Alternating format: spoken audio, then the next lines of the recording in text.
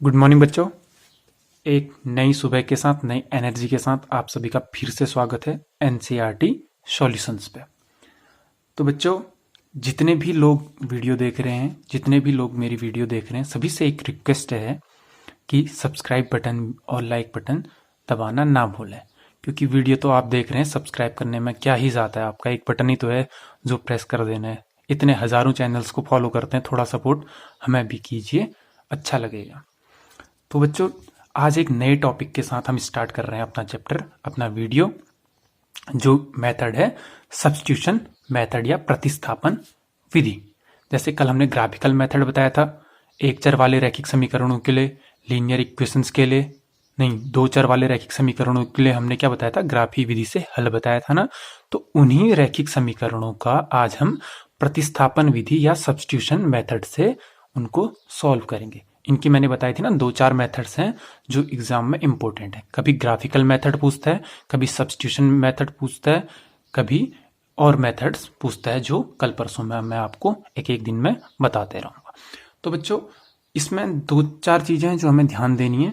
या तो कभी कभी डायरेक्ट पूछ सकता है, जैसे कोई दो इक्वेशन, लीनियर इक्वेशन, दो इक्वेशन दे दी कि ये आपके एक्सरसाइज के क्वेश्चन है, ये दे दिए, बोला कि इनको प्रतिस्थापन विधि या सब्स्टिट्यूशन मेथड से सॉल्व करो। डायरेक्ट दो इक्वेशन दे दी, बोला सॉल्व करो, ठीक है। या तो ये बोल सकता है, या कभी कभी क्या आता है कि लैंग्वेज के फॉर्म पे दिया रहता है कि इसकी एज, मतलब राम की एज श्याम से इतने वर्ष आगे है और इतना कम है, तो इन दोनों की उम्र बताइए। कुछ ऐसे प्रश्न पूछेगा। या एक थैले में इतनी गेंदें हैं, एक लाल है, हरी है, इन दोनों का योग इतना है, ये है। ऐसे लैंग्वेज बना के पूछेगा। उससे हमने क्या करना है, लैंग्वेज को, भाषा जो हमें दी होगी उससे सबसे पहले हमने दो समीकरण बनाने हैं ऐसे ही, फिर वही मेथड है। समीकरण बनने के बाद कोई भी मेथड हम अप्लाई कर सकते हैं, हमें आनी हो तो। मैंने इसीलिए एक्सरसाइज 3.1, 3.2, 3.1, 3.2 आपकी जो प्रश्नावलियां थी उन पे ज़्यादा फोकस नहीं किया, क्योंकि मैंने बोला कि तरीका हमें आना चाहिए। क्योंकि समीकरण अगर हमें बनाना आ गया तो हम कोई भी विधि उस पर अप्लाई कर सकते हैं। जैसे ये दोनों हैं, ये किस चैप्टर की हैं, आपके किस प्रश्नावली की हैं, 3.3 के प्रतिस्थापन विधि की हैं ये दोनों। लेकिन आप इनको ग्राफ के माध्यम से भी तो हल कर सकते हैं। एक्स का मान हम मानते गए, वाई का मान निकालते गए, जैसे कल टेबल बना के बताया था। जिसने भी वीडियो नहीं देखी है, प्रीवियस वीडियो हमारी देख लें, प्लेलिस्ट पर आपको मिल जाएगी। तो हम उनको भी तो सॉल्व कर सकते हैं। तो हमें एक बार तरीका आना चाहिए, तरीका, फिर हमें कोई भी हम विधि उस पर मेथड अप्लाई कर सकते हैं। तो चलिए ज़्यादा बातें न करते हुए शुरू करते हैं। तो जैसे पहला क्वेश्चन है 3.3 का। जैसे कि अब नाम से पता चल रहा है सब्स्टिट्यूट, एक हमें उसका उसी की तरह मान चाहिए, एक वैल्यू चाहिए। प्रतिस्थापन मतलब उसके स्थान से उसे हटा के दूसरी जगह पे स्थापित करना है, रिप्लेस करना है अपनी जगह से। तो यही मेथड हम आज अप्लाई करेंगे, जो एग्जाम पे पूछे जा सकते हैं। रैखिक समीकरणों को हल करने के, जो लीनियर इक्वेशंस हैं उन्हें हल करने के तरीके कौन कौन से हो सकते हैं, जिनमें से एक तरीका कल हमने बताया था, एक आज हम कर रहे हैं। तो चलिए शुरू करते हैं। तो बच्चों, जैसे पहला क्वेश्चन है x प्लस, है ना, ये मैंने पहले से नोट किया, x plus y is equal to 14। आपके उसमें 6-7 क्वेश्चन दिए थे, मैं 2 क्वेश्चन करवा रहा हूँ, ज़्यादा क्वेश्चन आप प्रैक्टिस करेंगे, ठीक है बच्चों। 2 इक्वेशन दिए, अब इनको हमने क्या करना है, सॉल्व करना है। तो इन दोनों को मैं क्या मान लेता हूँ, इक्वेशन 1, समीकरण 1 और समीकरण 2। कुछ नहीं करना बच्चों, ध्यान देना, इतना इजी है और एग्जाम में डेफिनेटली इन मेथड्स में से एक दो मेथड आपकी पूछी जानी ही जानी है। एक दो विधियों से आपका ये रैखिक समीकरण हल करने को आएगा ही आएगा। आप कोई भी पुराने पेपर उठा के देख लो। कभी कभी तो ऐसे भी क्वेश्चन पूछ लेता है कि नॉर्मल ये है ना, x माइनस वाई बराबर 4, इस समीकरण को हल कीजिए। ऐसे भी प्रश्न पूछता है खाली खाली। तो आपको कुछ नहीं करना, x बराबर वाई धन 4 लिख देना है, या y का कोई मान दिया तो वो रख के x का मान निकाल लेना है। तो ये छोड़िए, अभी हम बात करते हैं सब्स्टिट्यूशन मेथड की। तो हमने 2 इक्वेशन दी थी, 2 समीकरण दिए थे, दोनों को इक्वेशन 1 और इक्वेशन 2 मान रख लिया। अब आप ध्यान देंगे, या समीकरण 1 से x का मान निकाल लो, या समीकरण 2 से x का मान निकाल लो, या समीकरण 1 से y का मान निकाल लो, समीकरण 2 या समीकरण 2 से मान निकाल लो। एक समीकरण से मान निकाल के दूसरे समीकरण पे उसका मान रख देना है, हमारा आंसर आ जाएगा। हमें x और y का मान ज्ञात करना है, x और y की जो वैल्यू है वो निकालनी है। यही हमारे प्रतिस्थापन विधि है। यही तो कल भी किया था ना हमने, ग्राफ बनाया था, लास्ट में 0 और 6 आया था ना, x का मान 6 आया था, y का मान 0 आया था। नहीं देखिए वीडियो तो वीडियो पे जाके देख लें। तो हमारा क्वेश्चन क्या हो गया था, सॉल्व हो गया था। वही काम यहाँ पे भी करना है हमने, आगे भी वही काम करेंगे। तो ठीक है, एक काम कर लेते हैं, या तो x की वैल्यू निकाल लो y की। चलो हम x की ही वैल्यू निकालते हैं। समीकरण 1 से क्या है समीकरण 1, x धन y बराबर 14, 14 x plus y equal to 14। तो x इक्वल टू कितना हो गया, ये प्लस में है ना y, यहाँ जाएगा तो माइनस का हो जाएगा। 14 अपनी जगह पर रहा।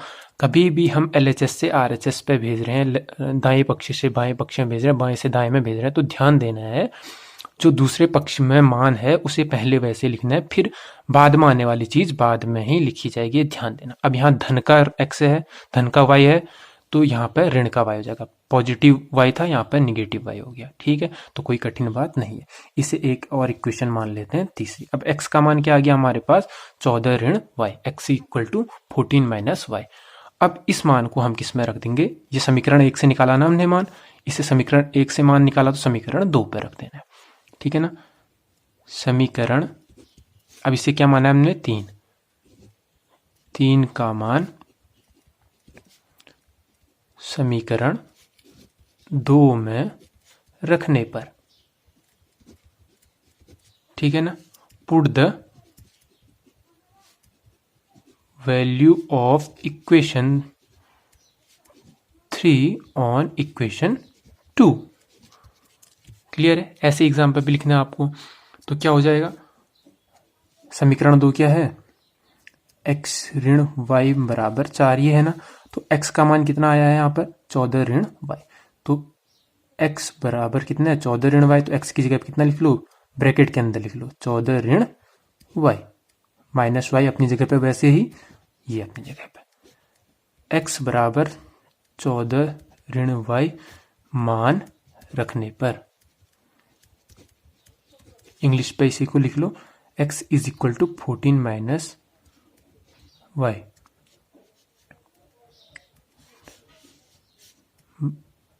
Bye putting x equal to 14 minus y। तो एक ही बात है, एक बात ध्यान देना, डायरेक्ट 14 माइनस y मत लिख देना, क्योंकि कभी कभी बाहर पर ऋणात्मक चिन्ह होता है तो हमारा क्वेश्चन गलत भी हो सकता है।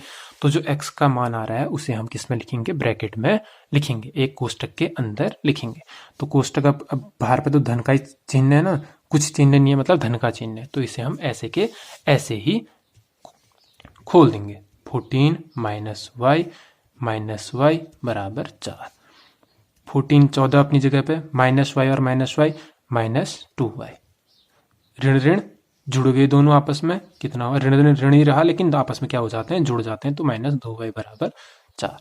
अब क्या करेंगे हम, जो हमारी अचर राशियां हैं उनको एक तरफ, जो हमारी चर राशियां हैं उनको एक तरफ। अब 14 और 4 क्या है, कांस्टेंट वैल्यू है ना हमारी, ये बदल नहीं सकती है, तो इनका मान हमने क्या करना है, एक साइड या तो दाएं पक्ष में या बाएं पक्ष में रखना है। तो मैं क्या कर देता हूँ, बाएं पक्ष में ले जा देता हूँ। तो माइनस 2y बराबर 4 ऋण 14, माइनस 2y बराबर minus 10।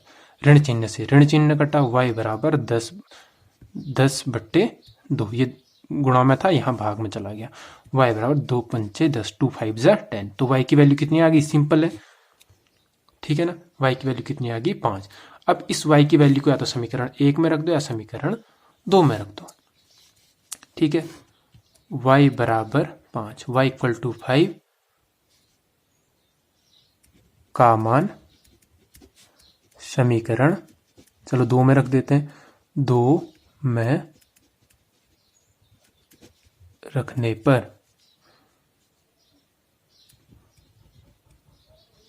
Putting the value of y equal to 5 in equation 2। सीधी सी बात है। तो x, ये है ना समीकरण 2 हमारा, x माइनस वाई बराबर 4।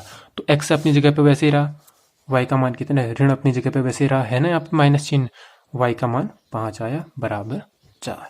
तो x बराबर 4 धन 5, x बराबर 9, x इक्वल टू 9। तो ये हमारे क्या आ गए, आंसर आ गए, x की वैल्यू और y की वैल्यू आ गई है हमारा आंसर। तो सिंपल था ना। ऐसे ही एक दूसरा प्रश्न है, वो भी हम हल कर लेते हैं, जल्दी जल्दी देख लेते हैं, ज़्यादा आप लोग करेंगे। ठीक है, अब ये थोड़ा फ्रैक्शन में था तो मुझे लगा आपको दिक्कत ना हो, इसलिए होना कुछ नहीं है, लेकिन आप लोग घबरा सकते हैं, इसलिए मैं करवा देता हूँ। इसे समीकरण 1 वही माना हमने, s/3 plus t/2 equal to 6, इसे समीकरण 2 माना। समीकरण 1 से x का मान निकाल लिया, s का मान s इक्वल टू कितना हो गया, ये ऋण t था, t को यहां भेज दिया, 3 धन t हो गया, इसे इक्वेशन 3 मान लिया। समीकरण या इक्वेशन जो 3 है उसकी जो वैल्यू है उसे समीकरण 2 में रख देंगे, मान समीकरण 2 में रख देंगे। रखने पर putting the value of equation 3 in equation 2। ठीक है, तो s का मान कितना है, 3 प्लस टी। तो s कहाँ है, न्यूमरेटर पे, अंश पे है, तो अंश पे लिख देंगे, ब्रैकेट में ही बोला था मैंने, तो ध्यान देना, 3 धन टी बट्टे 3 धन टी बट्टे 2 बराबर 6। अब क्या करेंगे, दोनों का हम लॉस ऑफ एलसीएम ले लेंगे, 3 और 2 का लॉस ऑफ 6, इन दोनों को मल्टीप्लाई किया, इनको भी आपस में मल्टीप्लाई करो, 3 2 जा 6, 3 को 6 के बराबर लाने के लिए 2 बार गुणा कर रहे हैं, तो उसके अंश को भी 2 बार करेंगे, 3 दूना 6, 3 2 जा 6 plus 2t plus 3t equal to 6। अब 6 यहाँ भागा में है, डिवीजन में है, तो यहाँ मल्टीप्लिकेशन में आ जाएगा, तो 6 plus 2t plus 3t equal to 36, 6 6 जा 36, 6 6 36। 6 मैंने बोला था ना, कांस्टेंट वाले एक साथ और जो वेरिएबल वाले हैं वो एक साथ, 3 और 2 5t बराबर 36 ऋण 6, 5t बराबर 30, 36 में से 6 गया, 36 में से 6 डिवाइड हुआ, सॉरी 36 में से ये 6 सब्सट्रैक्ट हुआ, 30 बच गया, t इक्वल टू 30/5, 5 6 जा 5 6 के 30, तो t का मान कितना आ गया, 6। अब t का मान हम कहाँ पर रख देते हैं, कहीं पर भी रख दो, यहीं पर रख देते हैं इक्वेशन 1 पे, तो s माइनस t का मान लिख देता हूं, कंफ्यूज ना हो, समीकरण 1 में रखने पर, putting the value of t in equation 1, तो s माइनस 6 इक्वल टू 3, तो s बराबर कितना, 3 धन 6, s बराबर 9, तो ये t का मान आ गया, ये s का मान आ गया। ऐसे सबको सॉल्व करना है, इस विधि का नाम हमारा प्रतिस्थापन विधि या सब्स्टिट्यूशन मेथड। तो ध्यान देना, बहुत ही सरल है और एग्जाम में आपका पूछा ही जाएगा। ठीक है बच्चों, बाकी के क्वेश्चन आप लोग करेंगे। इसके साथ एक दूसरा क्वेश्चन है, उसे भी ध्यान देना, ऐसा क्वेश्चन भी एग्जाम में पूछा जा सकता है जो बहुत ही सरल है। अब यहाँ पे m की वैल्यू निकालने को बोल रहा है, समीकरण 2x धन 3y बराबर 11 और 2x ऋण 4y बराबर ऋण 24 को हल कीजिए तथा m का मान ज्ञात करो यदि y बराबर mx प्लस 3 है। Solve 2x plus 3y equal to 11 and 2x minus 4y is equal to minus 24 and find the value of m if y is equal to mx plus 3। ये आपका question है। तो करना कुछ नहीं है, सबसे पहले आपको दो समीकरण दिए, उन दोनों को लिख लेना है। आंसर नंबर 2, इक्वेशन क्या है, 2x plus 3y is equal to 11 और 2x minus 4y is equal to minus 24। Equation 1, equation 2, दो इक्वेशन दिए, दो समीकरण दिए, x और y का मान आप प्रतिस्थापन विधि से निकाल सकते हैं, सरल है, करना कुछ नहीं है। समीकरण 1 से, समीकरण 1 से 2x plus 3y is equal to 11, ये है ना समीकरण 1, तो x का मान निकाल लो, x का मान निकाल लो, दूसरे समीकरण में रख देंगे, 11 ऋण 3y, ये पूरा का पूरा यहाँ चला गया, x बराबर कितना आया, 11 ऋण 3y बट्टे 2।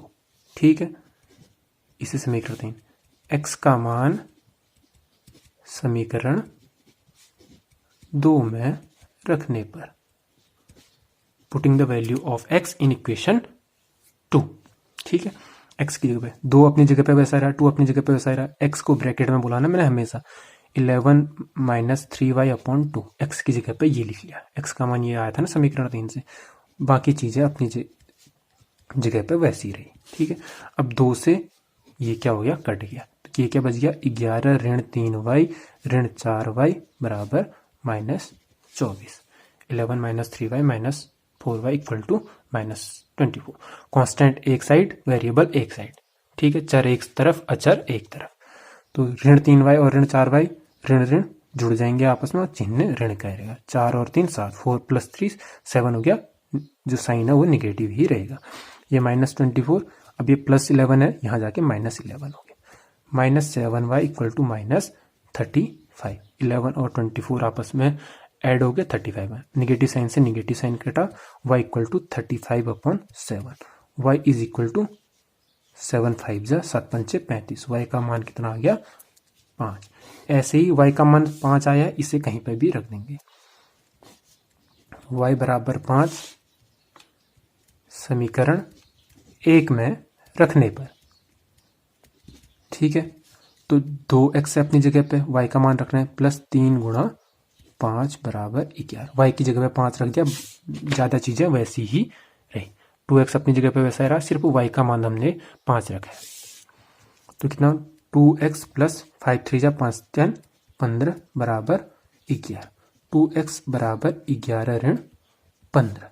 2x = -4, तो x = -4/2, x = -2, 2 दूना 4, x की वैल्यू कितनी आ गई -2। तो हमारे x और y की वैल्यूज तो ये आ गई। अगर खाली हमें सॉल्व करने को बोलता क्वेश्चन कि सब्स्टिट्यूशन मेथड से इनको सॉल्व करो, तो ये हमारा आंसर हो जाता। लेकिन अब क्वेश्चन थोड़ा इसने आगे बढ़ा दिया, इसीलिए मैंने आपको बताया। हमें क्या बोल रहा है, find the value of m, m का मान ज्ञात करो यदि y = mx + 3। हमें क्या दिया, y = mx + 3, mx धन 3, ये दिया ना हमें। सीधी सी बात है, x व y का मान, इसे समीकरण 4 बोल दो, समीकरण 4 में रखने पर, putting the value of x and y in equation 4, जो हमें गिवन इक्वेशन है। तो y कितना है 5 बराबर m अपनी जगह पे वैसे ही, x कितना है ऋण 2 धन 3, तो कितना हो गया 5 बराबर ऋण 2m + 3। ये क्या थे, गुणा में थे दोनों, तो m गुणा ऋण 2m हो गया। यहीं पे लिख देता हूँ ताकि आपको नए पेज में दिक्कत ना हो समझने में, बार बार आगे पीछे देखना हो। तो क्या हो, कांस्टेंट एक तरफ 5 ऋण 3, ये धन का 3 था, यहाँ आएगा ऋण का 3 हो जाएगा, बराबर ऋण 2m। 5 में से 3 गया, कितना बच गया हमारा, 5 में से 3 गया, ठीक है, 2 बच गया, बराबर ऋण 2m, ठीक है। तो m बराबर क्या आ गया 2/2। तो m का मान कितना है, 2 1 जा 2, निगेटिव साइन वैसा है, तो m इज इक्वल टू कितना आ गया -1, ये हमारा आ गया। ठीक है बच्चों, कोई दिक्कत, क्योंकि m का मान निकालना था ना हमें, तो क्वेश्चन यहाँ पे खत्म नहीं करना है, क्वेश्चन यहाँ पे खत्म होगा, ध्यान देना, ठीक है बच्चों। तो ये हमारा सेकंड क्वेश्चन भी कंप्लीट हो गया। तो कोई दिक्कत है यहाँ पर तक। अब थर्ड वाला जो क्वेश्चन है आपकी स्क्रीन पे मैं शो कर देता हूँ, ताकि वो लिखने में थोड़े बड़े क्वेश्चंस थे, तो मैंने बोला स्क्रीन पे आपके शो कर दूंगा, आप अपने बुक्स पे देख सकते हैं क्वेश्चन को। तो आपकी स्क्रीन पे अभी शो हो रहा होगा। तो आपके थर्ड क्वेश्चन हम देखते हैं क्या है। आप देखो, हमें क्या दिया, 2 डिजिट दिए हैं, इंग्लिश पे भी हिंदी में भी नज़र आ रहा होगा आपको। हमें क्या बोला कि 2 संख्याएं दी गई हैं, ठीक है, और क्या है, एक संख्या दूसरी संख्या का 3 गुना है, एक कंडीशन ये है, और दोनों संख्याओं का जो डिफरेंस है, दोनों संख्याओं का जो अंतर है वो कितना है, 26 है। पहली कंडीशन दी है, दोनों संख्याओं का अंतर कितना है, 26 है, और पहली संख्या दूसरी संख्या का 3 गुना है, तो संख्याएं ज्ञात करो। तो डिजिट्स हमें फाइंड आउट करनी है, ठीक है ना। एक डिजिट दूसरे डिजिट के 3 टाइम्स है, और डिफरेंस दोनों डिजिट्स के बीच में 26 का है। तो हमें क्या बोला, जो दोनों डिजिट्स हैं उनको फाइंड आउट करो। यही लैंग्वेज, ऐसे ही प्रश्न पूछे जाएंगे, ऐसे भी प्रश्न पूछे जा सकते हैं, तो इसलिए मैंने बोला कि आप इन पर भी ध्यान दें। तो ठीक है, यहाँ पे मैं आपको सॉल्व करा देता हूँ, करना कुछ नहीं है, इजी है, तरीका आपको पता है। आपको ग्राफ के माध्यम से भी ऐसे प्रश्न पूछे जा सकते हैं कि ऐसे ही भाषा बनाई गई हो, ऐसे लंबे लंबे वाक्य हों, लेकिन डरने की बात नहीं, सरल है। तो सबसे पहले ऐसे प्रश्नों पर एक चीज़ ध्यान देनी है, जो हमें ज्ञात करना है उसे हमने मान के चलना है, ठीक है ना। माना पहली संख्या, 2 संख्याएं हैं, बोला 2 संख्याएं याद करनी है ना, बराबर x, ठीक है ना। Let us assume that first digit is equal to x. Let us assume first digit is equal to x and second digit is equal to y.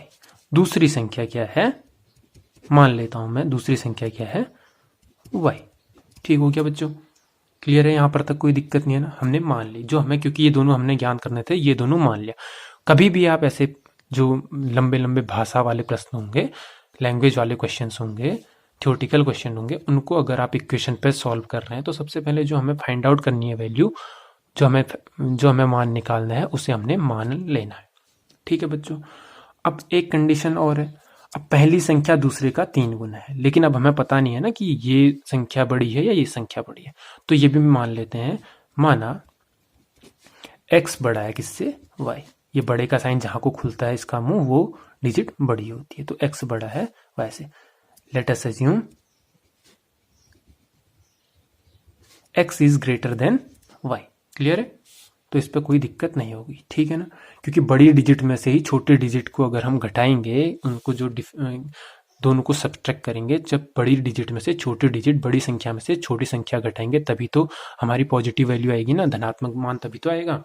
जैसे 5 में से 3 घटाएंगे 2 आएगा, तो बड़ी संख्या में से ही तो छोटी संख्या घटाते हैं, इसलिए मैंने यहाँ पे मान को माना है. ठीक है बच्चों. तो पहली कंडीशन क्या है, पहली संख्या दूसरी संख्या का 3 गुना है. अब x बड़ा है ना, माना x 2 होगा, तो y की x माना कितना है, 6, क्योंकि x बड़ी है 6, तो ये कितना होगा, y कितना होगा, 2 होगा. नहीं हो, 2 का 3 गुना है मतलब 6. ठीक है ना? तो मैं इसे कैसे लिख सकता हूं, यही चीज को आगे हमने ध्यान देना है. ठीक है? तो पहली कंडीशन दी है. अब x है ना बड़ी संख्या का 2 गुना है, 3 गुना है, बराबर 3y. अब ये क्यों लिखा, एक कंडीशन हमारी ये बनेगी. देखो इसलिए लिखा, माना अगर यहाँ पर ये कितना है, माना ये रफ वर्क है, करना नहीं है तो मैं समझाने के कर रहा हूँ, क्यों कर रहा हूँ. x का मान कितना है, 6, तो ये 3 अपनी जगह पे रहेगा, y का मान कितना होगा, 2, 3 दूना 6. क्योंकि x बड़ा है तो जो छोटी डिजिट है उसी में तो हम गुणा करेंगे, जो छोटी संख्या उसी में तो गुणा करेंगे इसके बराबर लाने के लिए, है कि नहीं. y का मान माना 2 आएगा, तो इसका मान 3 से गुणा करना पड़ेगा छोटी संख्या को बड़ी संख्या के बराबर लाने के लिए. आप बाजार जाते हैं, ठीक है, सामान लेते हैं, आपके पास 1 किलो का कोई तराजू पे बांट रखा होता है, समझ में आई मेरी बात, और दूसरे साइड आप 1 किलो चीनी तोड़ रहे हैं, तो चीनी माना अभी आधा ही किलो हुई है, तो किस पे ऐड करेंगे आप चीनी को बराबर लाने के लिए, क्या आधा किलो चीनी में बांट के ऊपर रख दूं बराबर हो जाएगा, नहीं. जब छोटी डिजिट पे छोटी जो हमारा अमाउंट है उस पर मैं क्या रखूंगा, चीजों को डालूंगा, तब दोनों तराजू में बराबर होंगे. ये तराजू का बीच वाला हिस्सा है, ये मान लो, ये दोनों बराबर करने के लिए, तो छोटी जो संख्या है उसी में गुणा करूंगा ताकि दोनों बराबर हो जाए. तो एक हमारी इक्वेशन, एक समीकरण ये बन गया. और दूसरी कंडीशन क्या दी है हमें दिया है दोनों संख्याओं का जो अंतर है वो कितना है, 26 है, 26 है, दोनों का डिफरेंस. तो बड़ी संख्या x है, x में से छोटी को घटाऊंगा संख्या, तो दोनों का अंतर कितना आएगा, 26. तो 2 कंडीशन बन गई. बस क्या है, अब सॉल्व करना है. ठीक है ना? अब x का मान पहले से निकला हुआ है, तो x का मान समीकरण 2 में रखने पर, put the value of x in equation 2. ठीक है? तो x की जगह 3y माइनस y इज इक्वल टू 26. ठीक है ना? 3y में से 1y कम हो गया, 2y बराबर 26, तो y बराबर 26/2, 26/2 इक्वल टू 13 आया. अब y की वैल्यू कितनी आ गई, 13. इसे y का मान रख दो किसी में भी, यही इक्वेशन 1 में ही रख दो, तो x बराबर 3 गुणा 13, तो x बराबर 39. क्लियर है? तो हमारी क्या आ गई, फर्स्ट डिजिट, पहली संख्या कितनी आ गई, फर्स्ट डिजिट या पहली संख्या बराबर 39 और दूसरी संख्या बराबर 13. ठीक है? आप जो है y को भी बड़ा मान सकते हैं, ऐसा कुछ नहीं है कि रट्टा नहीं मारनी है चीजें कि आप y को ही बड़ा मानेंगे. अगर y को बड़ा मानेंगे तो यहाँ पर y बराबर 3 गुणा x, और y में से चीजें घटाएंगे, बड़ी में से छोटी डिजिट को घटाएंगे, ये आपको ध्यान देना है. तो यहाँ पर कोई दिक्कत है? ऐसे अगर ये देखो दो समीकरण निकले थे, इन दोनों को आप ग्राफ के माध्यम से भी तो हल कर सकते हैं। एक्स का मान मानते गए, वाई का मान निकालते गए। इसीलिए मैंने कल ज़्यादा एक्सरसाइज पे क्वेश्चन नहीं कराए। समझ में आया बच्चों? अब ऐसे ही एक और नेक्स्ट क्वेश्चन जल्दी से देख लेंगे, इक्वेशन बना लेंगे, ज़्यादा आप सॉल्व करेंगे। ठीक है बच्चों? तो बच्चों आपकी स्क्रीन पे क्वेश्चन शो हो रहा होगा। एक और क्वेश्चन करवा देता हूँ, लैंग्वेज को इक्वेशन पे मैं चेंज करवा दूंगा, उसके बाद आप लोग सॉल्व करेंगे। ठीक है बच्चों? जैसा कि क्वेश्चन नज़र आ रहा होगा आपकी स्क्रीन पे, इंग्लिश पे भी हिंदी पे भी। क्या है, एक कोई क्रिकेट टीम का कोच है जो क्या करता है, बैट और बॉल परचेज करता है, खरीदता है। 7 बैट और 6 बॉल खरीदता है, कितने में? 3800 रुपये में, 3800 रुपये में। ठीक है ना? A cricket team coach purchased 7 bats and 6 balls in 3,800 rupees and buy in 1,750 3 bat and 5 ball. What is the cost of bat and ball? ये निकालना है ना। क्या करता है, पहले खरीदता है 7 बैट और 6 बॉल 3,800 रुपये में, फिर 3 बैट और 5 बॉल को बेच देता है 1750, मतलब 1,750 में बेच देता है। पहले खरीदता है फिर बेचता है, कुछ कम करके। तो हमने क्या करनी है, जो कॉस्ट है बैट और बॉल की वो निकालनी है। तो ठीक है बच्चों, मैंने करना क्या, सीधी सी बात बताई थी, जो हमें निकालना है वो हमने सबसे पहले मानना है। ठीक है बच्चों? तो हम एक काम कर लेते हैं, माना, ठीक है, जल्दी से देख लेंगे। माना बैट की कीमत बराबर x रुपये, cost of bat is equal to x rupees and cost of ball is equal to y rupees. Ball की कीमत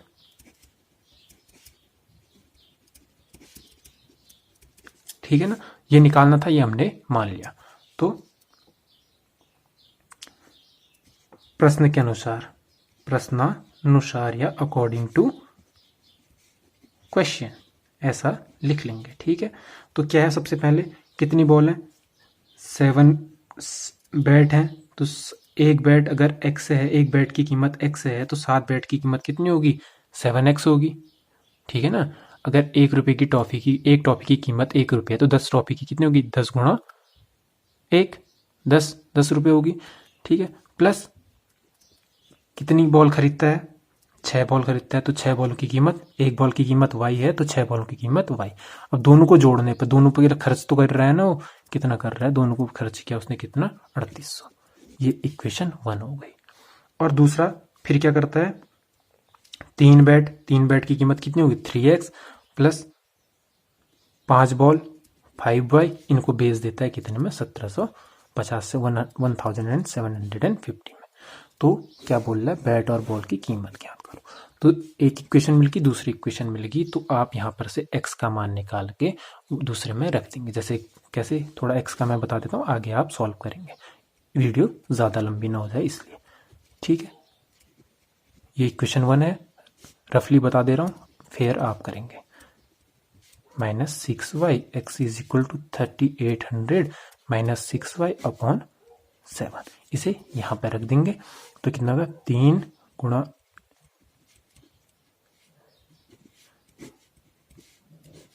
प्लस 5y बराबर 1750।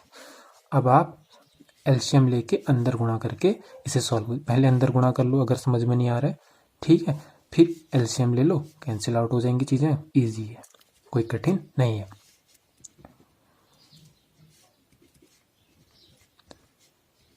(18y अपॉन 7 हो गया है, प्लस 5y इक्वल टू 1750। ठीक है? 11400 माइनस 18y प्लस, अगर दोनों का एलसीएम लेता हूँ तो इसे भी 7 करना पड़ेगा ना, ये 7 से 35y इज इक्वल टू 1750। ठीक है? थोड़ा बता देता हूँ, लेंथी क्वेश्चन हो रहा है ताकि आप बोलोगे दिक्कत हो रही है। अब ये दोनों क्या है, प्लस माइनस माइनस हो जाएगा। ठीक है ना? तो ये कितना हो गया, 35 में से 18 गया, 17y पॉजिटिव, क्योंकि पॉजिटिव वैल्यू बड़ी है। अब 7 यहाँ डिवीजन पे था, यहाँ चला गया 7,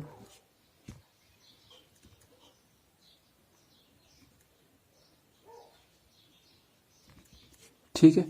अब 17y is equal to 12250 minus 11400। 17y is equal to, इसे सॉल्व कर देंगे, ये कितना हो गया 5 में से